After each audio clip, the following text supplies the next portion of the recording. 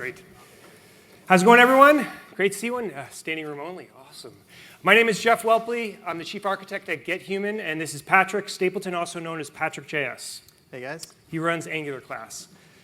Today, we're going to try to answer two pretty simple questions.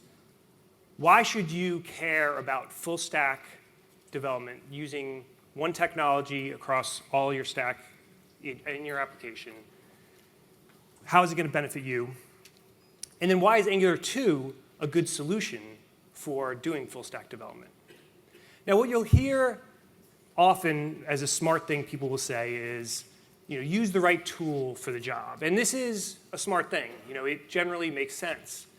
But there are some challenges with doing this. Namely, if you work for a bigger company, you can't just use any tool. You can't just use any technology. You have to get it approved. You have to get other people to buy in. And you might have to go through N levels deep of committees.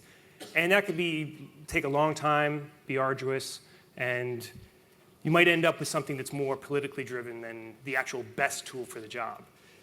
The other thing is that in certain environments, it causes contention among people that have different opinions.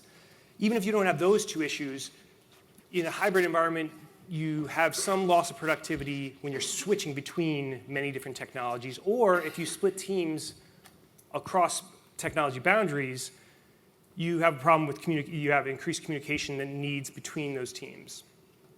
And then finally, in a hybrid environment with many different technologies, you end up having a lot of code duplication where the same security standards, data models, other things that are common throughout the organization have to be implemented many different times.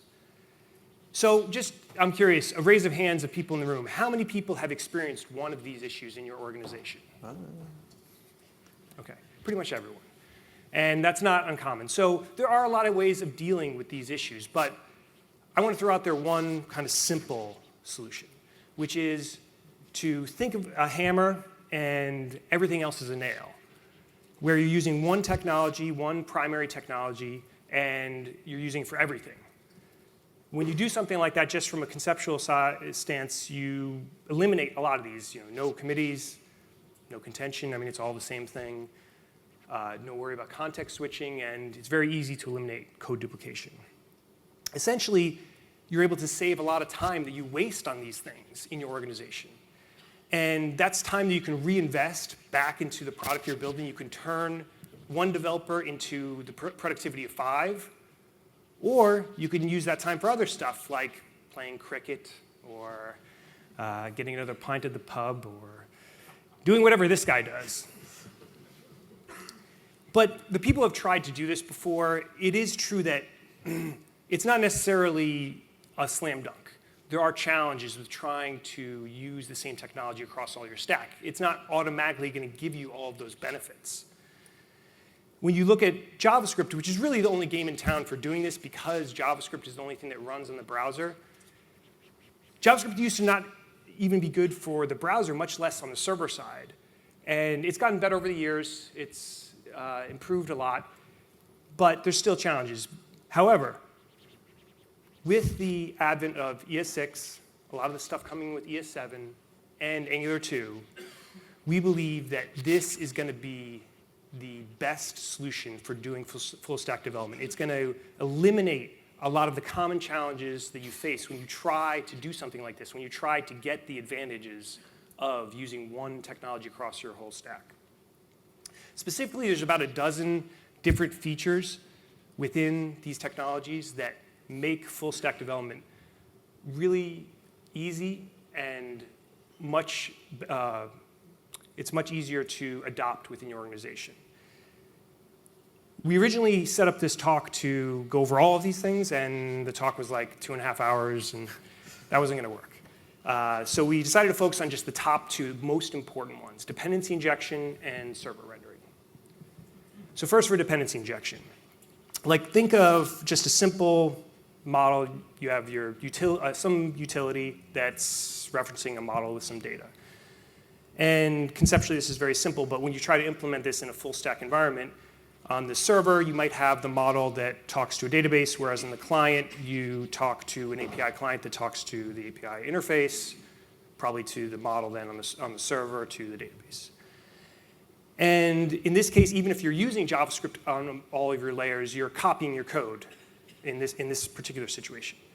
So we can at least do a little bit better than this. Let's at least combine the utility so that it's the same exact utility. And this is a little bit better, but in this case, there's a problem where you have to have branching logic within the utility to say, if server do this, if client do this. And that's not ideal too. That's something that in the early days of Meteor, they've kind of gone away from this, but that was like a common way of doing full stack where you're kind of aware of what container you're in. But that's not ideal. Ideally, you want to eliminate that reference. And using dependency injection is one way of doing that, where the utility, instead of referencing each of those directly, just references the dependency injector, asks for that reference, and then uses whatever's returned back. And this works, except there's two problems with this. One is that in Angular 1, at least, this only works on the client side. It doesn't actually work on the server at all. But if you built your own or whatever and got this to work, it's not ideal either because the machinery that's involved with dependency injection is still within your code. You still see it throughout. What's really ideal is if you did something like this, what we originally wanted to do, just a utility talking to a model. Now, the great thing about Angular 2 and the Angular 2 dependency injector, which I think is pretty much the best dependency injector that I've seen, is that you can do something like this. You can just have utility reference a model without seeing all of the DI machinery, without seeing how all of that occurs. But DI still works behind the scenes to allow you at runtime to reference either the server or the client when you're running that code. So let's see a quick demo of this. Oh, wait, they switched to the wrong one. Oh, can you switch back? Yeah, thanks. So in this case, we're setting up, this is on the server side. I'm going to do an example. Patrick's going to do an example later of rendering with the client and server.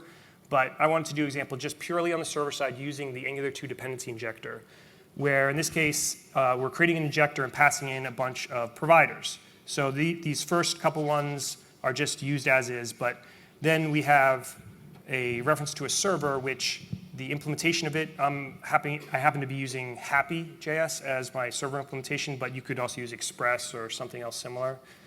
And then for a router, we're going to actually start up an API. So let's just actually start that.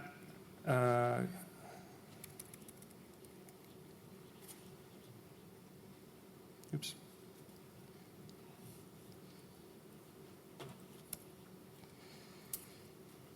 And if we go to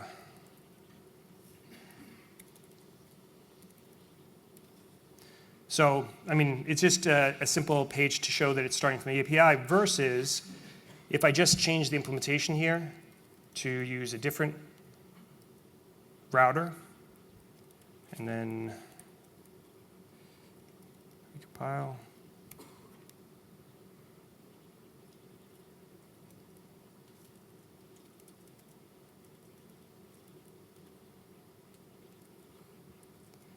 The same thing is, from the web. So the main thing I want to show here is if you look into these classes, so we are creating an injector at first, and you do see the machinery of dependency injection at this initial entry point. But once you dive into our happy implementation, everything goes by, and this is using the TypeScript sugar that's you can use with Angular 2. Everything just uses the constructor. So you don't see inject, you don't see any of that.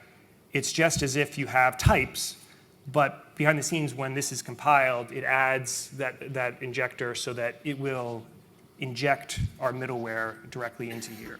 And then as it goes further down the stack, it'll just do that automatically. So this is what I'm saying that, going back to the presentation, you're able to achieve this thing where you're just doing this simple reference here of essentially what's an interface. Okay, universal rendering. Back in June, Patrick and I talked about how we were starting to implement server rendering within Angular 2. And this was sort of the main diagram we went over where all of your code in Angular 2 is using the Angular 2 application layer, which doesn't change whether you're on the server or the client. And what does change is the adapter that's used within the rendering layer, that either you're using the DOM renderer on the client side, which interacts with the actual browser DOM, or on the server side, the server DOM renderer that we built to output a string that you return back on the server side. And so during that talk, we talked about how when you start using this, it's going to be as simple as write your client-side app and just install a plugin. And we didn't have that fully set up during that talk, but we do today.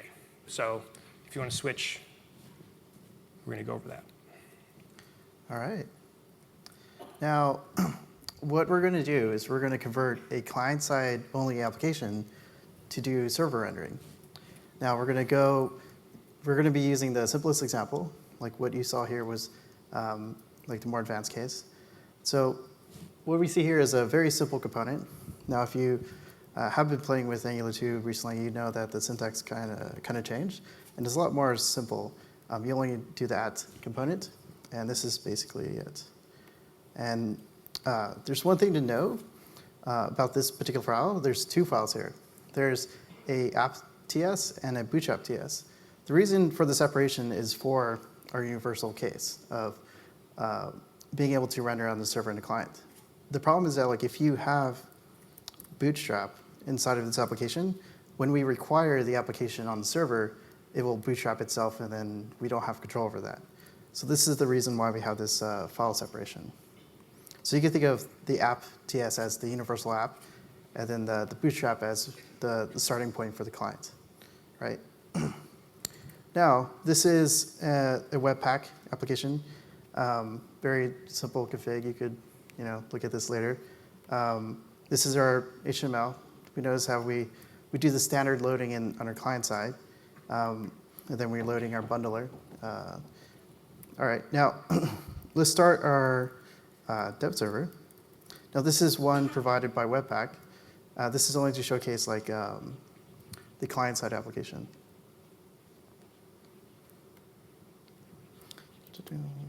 Yep.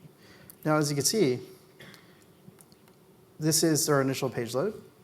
We see the loading screen at 30 milliseconds. And then now we see at 62 milliseconds our application. This is what we're used to today. Now let's convert this to serve the application from the server. So let's create a server real fast. And we're going to be using TypeScript because it's amazing. Why not? All right. So the first thing we have to do to start a server is we have to, for our example, we're going to be using Express. So we're going to import Express, and we need to serve our files. So we're going to do Express static dir name. So dir name is a helper in Node to serve. That's representing the current directory. So what we're doing here is we're saying Express. This is a built-in Express middleware to serve this particular route. In our case, the whole application itself. And then now we have to tell it to listen on a port. I'm going to use this because it looks fancy. And that's pretty much all we need for our client application to serve the index HTML. Now if we go back here and do npm start, so npm start is referencing this particular file, which is doing tsnode. Tsnode is a module that my friend Blake Embry made. It's really awesome. She really should be built into TypeScript. Anyways, can't find application because I didn't create. So I totally screwed up here, and I forgot to make our Express application. So make sure you do that. Now we see that our application is hosted on port 3000, and we can see the exact same like loading screen as we saw in using the Webpack server. Now, this is where we start introducing server rendering. So we do that by using one of the helpers in the server rendering repo, which is currently the universal preview module. And it is the ng2 Express, or ng2 engine helper. And if anyone that used Express before, they'll know that this is how you would set up your views. You're basically telling Express to use these particular views. So let me just write this out real fast. View engine.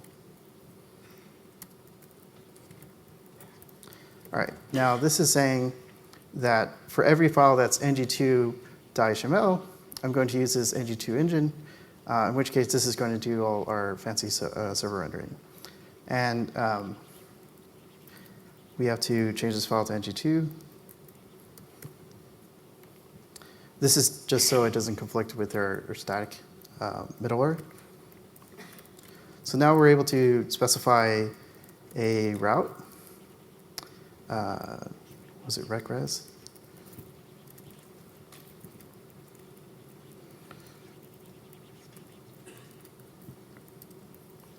Now, what this is doing is saying, for this particular route, I'm going to use this middleware. And what this is doing is saying, I'm going to render the index file. And it knows that it's going to look inside the views directory, which is this whole directory itself. It's going to find the index that has, why did I point to this? That has the file extension ng2.html. Now, we have to do one more thing, and that is import our application itself.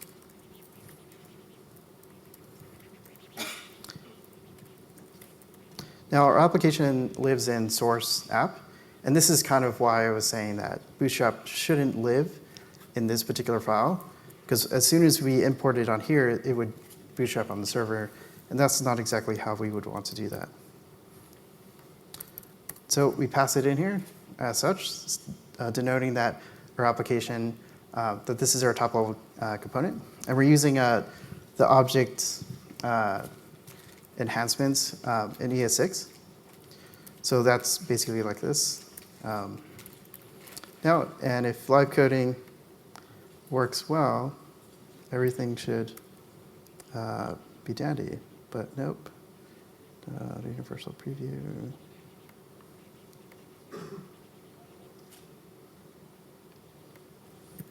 What did I do wrong?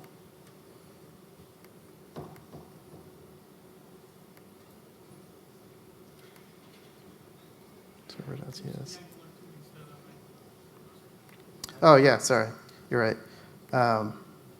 Angular 2, yeah. Sorry, we didn't quite get there for Angular 1, but thanks for that. Cool. Now let's do this so it builds the files as well. Now, refreshing after it's done building. Oops. Now we could see, so I think I'm throttling the data so you guys can see this. Yep. So we're throttling it by, like really bad Wi-Fi, as if like the conference Wi-Fi isn't bad enough. And you can see that whenever we refresh, so Chrome is doing optimization, so that's why you see like negative numbers here.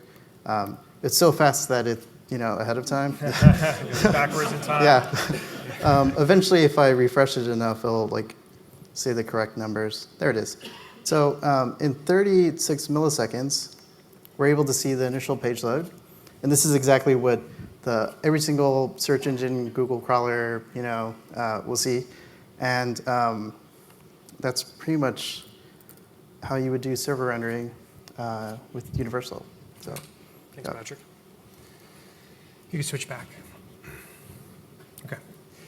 So you can go and try that out. We're going to have a link at the end of where the starter repo is, and you can use the npm install that we have, but we are going to be working a lot over the next couple months about making it even easier, so that depending on whatever your environment is, there's many different types of server-based environments that people have, that whatever it is, they will have an easy way for you to just download it, get it into your app, and then have it working. So I want to make sure we thank Tobias. He's from the member of the core team that has been working with Patrick and I on this project.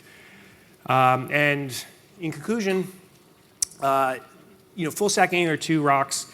I can't stress enough how much we believe that it's going to change the way people think about full stack web development. That it just makes a lot of things easier. Even if I wasn't using Angular for some weird reason, I would still use a lot of the tools that we brought up in this list. This list, especially the Angular 2 dependency injector. So we have the link here that you can check out after for seeing the starter repo. And one more thing we wanted to talk about. When you look at this list of different stuff that's involved in making a really good full stack app with all these new tools, there's a lot of things. And I totally sympathize with people that get frustrated in trying to move to this new world of JavaScript. There's just so many different technologies, so many different build tools, and other frameworks and libraries. And so it's hard when you see just like little examples, like even the ones that we showed, of how you're going to apply that to your application. So one thing we thought about as we were working on this project actually was how great it would be if you had a real-world application that integrated all this stuff in a full-stack application. Now, for about 2 seconds, we thought that we were going to build that for this conference, but that wasn't going to happen. So we did start the project, and it's going to be at fullstackangular2.com. I definitely invite everybody to go there, sign up, and over the next couple months, that's going to be our goal, to basically create an idiomatic example of full stack Angular, seeing how all of this stuff works for real. So thanks a lot, guys, and appreciate it. We should say that. What's that? We should say that we need some help with Universal. Oh, yeah. And Patrick just reminded me, if you do want to help on the actual Angular Universal project, we are looking for people, and there's tons of like individual tasks that are needed. So we definitely appreciate any help. Any feedback or any like issues that you run into normally with full stack, just tell us and we'll make sure we fix it in our implementation of Angular 2. So if anything hurt you in the past with Ruby, we'll fix it. Yep. Yeah. Thanks, guys. Thanks. Yep.